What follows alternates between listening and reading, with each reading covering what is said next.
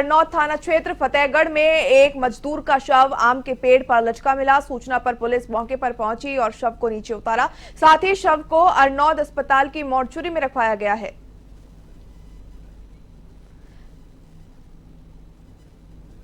आपको बता दें,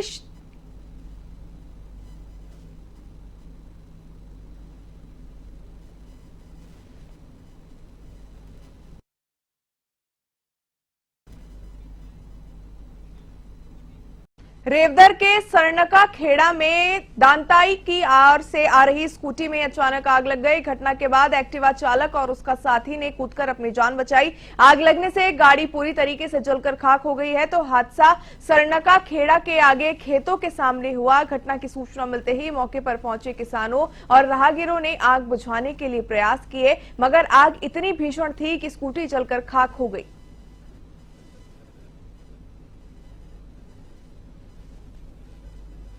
बीकानेर के आयुष्मान आरोग्य मंदिर अस्पताल की हालत बदतर हो चुकी है। यहां स्टाफ की लापरवाही का नतीजा मरीज भुगत रहे हैं। आपको बता दें कि बीकानेर के जयपुर रोड स्थित वृंदावन एनक्लेव कॉलोनी में स्थित आयुष्मान आरोग्य मंदिर के अस्पताल में एवन टीवी संवाददाता ने जायजा लिया, तो इस दौरान वहां मुख्य स्टाफ नदारद मिला। देखिए रिपोर्ट।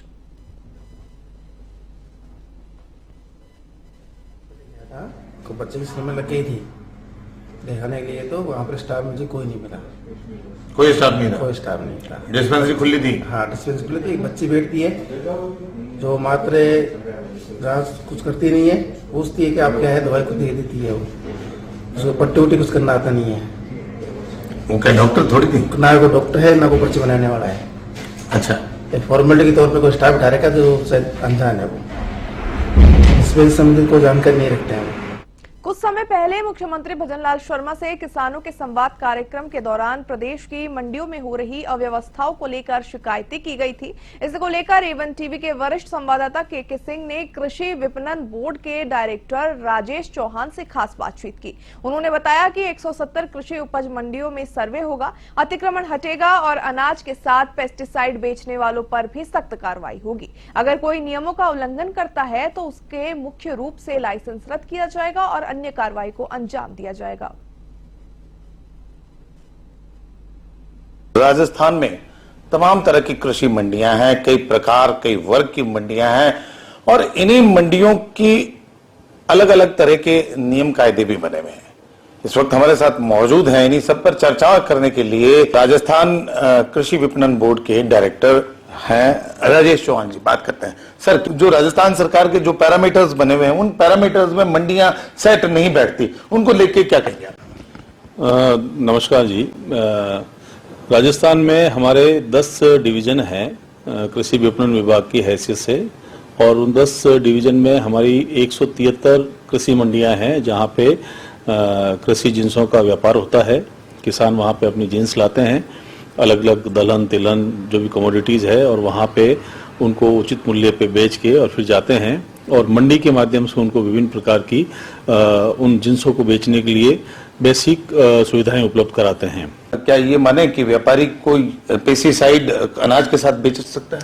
नहीं, सबके लिए अलग अलग प्रावधान है। एक्चुअली खाद वाली बात जो आप कर रहे हैं, पेस्टिसाइड्स की बात कर रहे हैं, मंडियों में उसके लिए भी कुछ दुकानें होती है, लेकिन सबके अलग अलग नॉर्म्स हैं, अलग अलग नियम हैं, अलग अलग उनके बेचने के माध्यम हैं और इस तरह से होता नहीं है। लेकिन कई जगह इस तरह की शिकायतें भी आती है तो हम उसकी जांच करवाते हैं और नियमानुसार जो भी हमारे एपीएमसी एक्ट है, जो हमारे नियम है, बायलॉज है, उसमें हम कार्रवाई भी करते हैं। अगर कोई व्यापारी जिस पर्पज से, जिस उद्देश्य से उसको लाइसेंस मिला है, उस लाइसेंस की शर्तों को तोड़ता है या उस लाइसेंस के इतर जाके कोई काम करता है तो हम उसके खिलाफ कार्रवाई करते हैं, लाइसेंस भी रद्द करते हैं। कई वर्षों तक व्यापार नहीं करते हैं तो उनके भी हम लाइसेंस कैंसिल करते हैं। सर, मंडियों में अतिक्रमणों की शिकायत बहुत ज्यादा है। जगह जगह जो लेआउट होता है उसको भी परिवर्तित करके वे लोग काम करते हैं और अतिक्रमण खूब जबरदस्त होता है। इन सबको देखते हुए, चूंकि आप ही मुखिया हैं इसके, तो क्या उन सबको देखते हुए किसी तरह की कोई? निश्चित रूप से जब भी किसी मंडी का निर्माण होता है तो उसका एक मैप अप्रूव होता है। उस मैप में दुकान कहाँ होगी, बेसिक फैसिलिटीज कहाँ होगी, ये सारी चीजें तय होती है और बेसिक फैसिलिटीज उनके लिए पार्क, टॉयलेट्स। तो उस अप्रूव मैप के अलावा अगर उसमें कोई संशोधन चाहिए तो हम संशोधन भी करते हैं समय समय पर। जो स्टेट लेवल पे हमारी एक चिन्हांकन कमेटी बनी हुई है और हमें अगर कोई शिकायत मिलती है कि अनाधिकृत रूप से, अवैध रूप से कोई वहां कारोबार कर रहा है, अतिक्रमण कर रहा है, तो उसको भी हम एक्शन लेते हैं। माने कि आने वाले समय में आप एक इन सब को लेकर, रोकथाम को लेकर एक टीम गठित करेंगे, जो टीम है जो पूरे राजस्थान में एक तरह से सर्वे करे और राजस्थान भर में इस तरह के सर्वे करने के बाद उनके ऊपर रोका लगाने का प्रयास करें। निश्चित रूप से कुछ अभी माननीय मुख्यमंत्री महोदय जी ने एक किसानों के साथ संवाद कार्यक्रम किया था। किसानों ने ये बात उठाई थी कि मंडी में जो है, जो अलाउड कमोडिटीज है, उसके अलावा भी लोग अन्य चीजों की दुकानें खोल के बैठ जाते हैं, व्यापार करते हैं। तो उसके बाद हमने पूरे राजस्थान के समस्त मंडियों को ये दिशा निर्देश जारी किए हैं कि इस तरह के लोगों को चिन्हित करें और उन पर सख्त से सख्त कार्रवाई करें। जिस पर्पज के लिए मंडी बनी है, उस पर्पज के लिए ही उस मंडी का उपयोग होना चाहिए।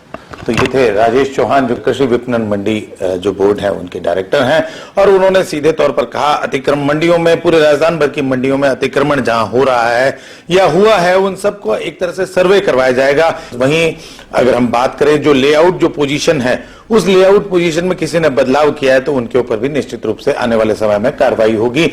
के सिंह, A1 टीवी। धौलपुर जिले के सैपू कस्बे में अस्पताल चौराहे के पास निर्माणाधीन मकान का छज्जा भरभरा कर ढह गया, जिसके मलबे में दबने से 4 मजदूर घायल हो गए।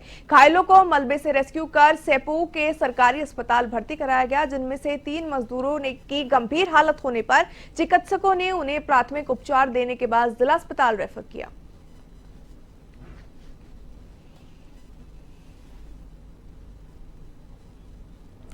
जयपुर में एंटरटेनमेंट पैराडाइज में भारतीय जनता पार्टी राजस्थान की ओर से होली का स्नेह मिलन कार्यक्रम आयोजित किया गया था। समारोह में भाजपा के प्रदेश अध्यक्ष मदन राठौड़ की ओर से आयोजित इस कार्यक्रम में मुख्यमंत्री भजनलाल शर्मा, उप मुख्यमंत्री Diya Kumari, deputy CM doctor Premchand Bairwa, केंद्रीय मंत्री गजेंद्र सिंह शेखावत समेत राज्य सरकार के मंत्री, विधायकगण, सांसदगण, भाजपा पदाधिकारी, जनप्रतिनिधि और कार्यकर्ता उपस्थित रहे। आपको बता दें, मुख्यमंत्री ने अपने संबोधन में कहा कि कार्यकर्ता सरकार की योजनाओं के जरिए जन जन तक पहचान बनाए। शांतिपूर्ण तरीके से आप इधर से गुजरे। ये होली का स्नेह मिलन कार्यक्रम है। हाँ, दुर्गा राम जी कह रहे हैं, मुझे पता है, और मेरा भाषण इसीलिए खराब होने वाला है, वो मुझे पता है, और इसीलिए भाषण खराब होने वाला है, और आप खराब करना ही चाहते हो। ये शोले स्टाइल में प्रशंसा करने वाली बात हो गई है। शोले फिल्म देखी है ना, उसमें कैसा प्रशंसा था।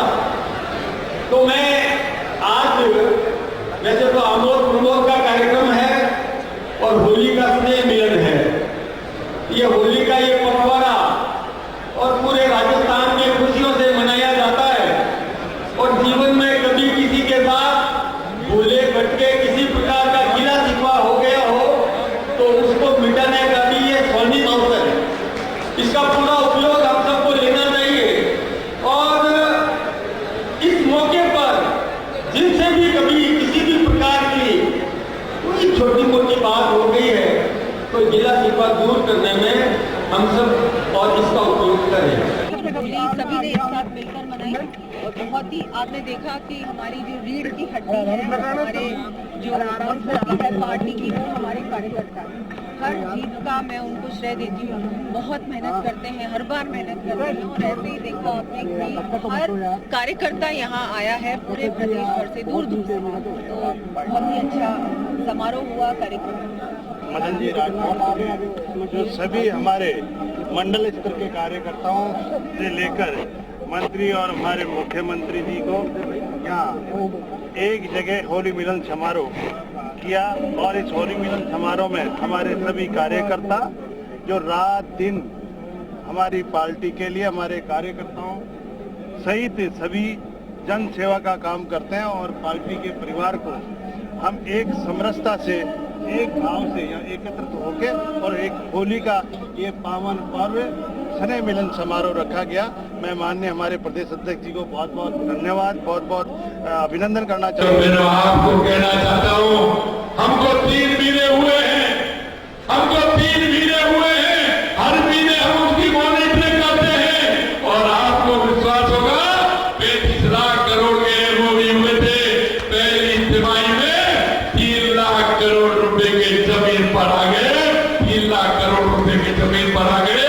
ये भारतीय जनता पार्टी की डबल इंजन की सरकार की करामात है कि 3 लाख करोड़ रुपए के तीसरी तिमाही में हमारे काम आ गया।